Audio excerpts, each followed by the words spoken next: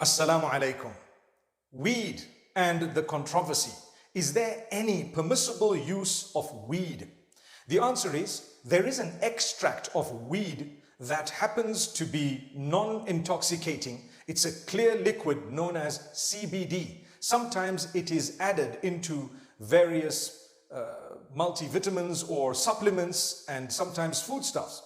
That is permissible because it is not intoxicating at all. So that's the CBD. In fact, it has a lot of health benefits.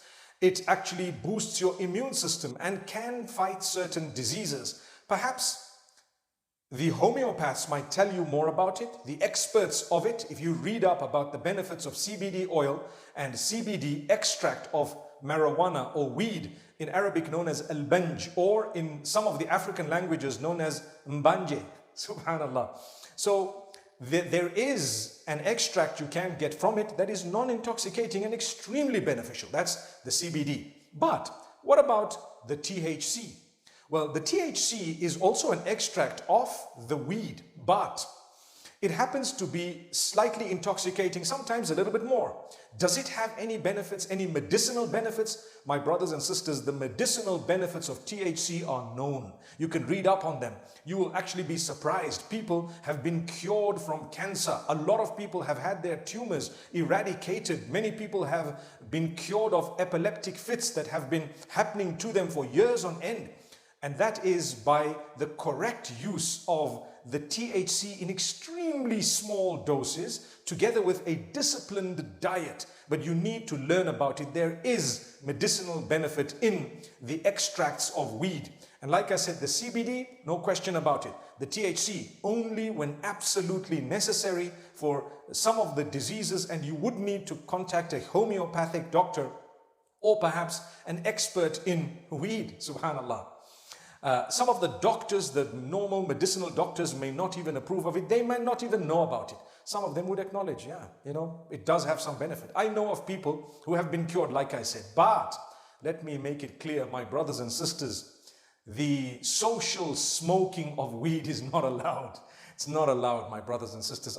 You know what? It does have an element of intoxication, and if it's done for social purposes, it is totally prohibited. The hadith, the Prophet ﷺ clearly says, "Ma askara kathiruhu faqaliluhu haram." That which intoxicates you in large quantities, even a small quantity of it is prohibited. So the social use of it is not allowed.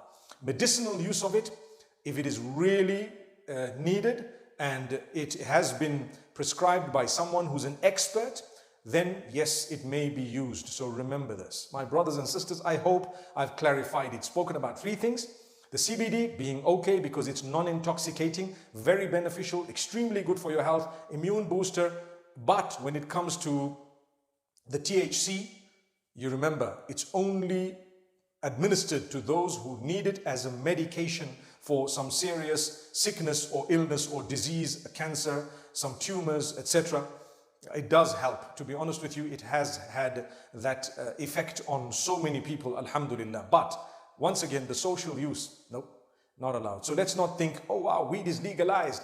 Just like cigarettes are legalized, alcohol is legalized. That is a secular legalization, or the legalization in your country that doesn't run by the rules and regulations of Allah subhanahu wa ta'ala. So even if it may be legal in your country, it doesn't mean that from an Islamic perspective it is allowed or legal.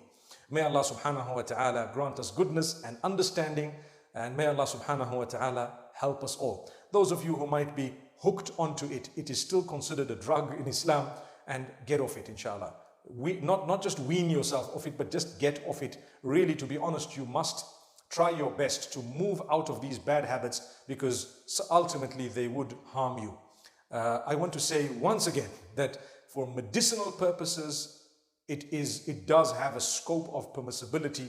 وَالْعِلْمُ عِنْدَ اللَّهِ. May Allah subhanahu wa ta'ala protect us all. Jazakumullah khair. Assalamu alaikum wa rahmatullahi wa barakatuh.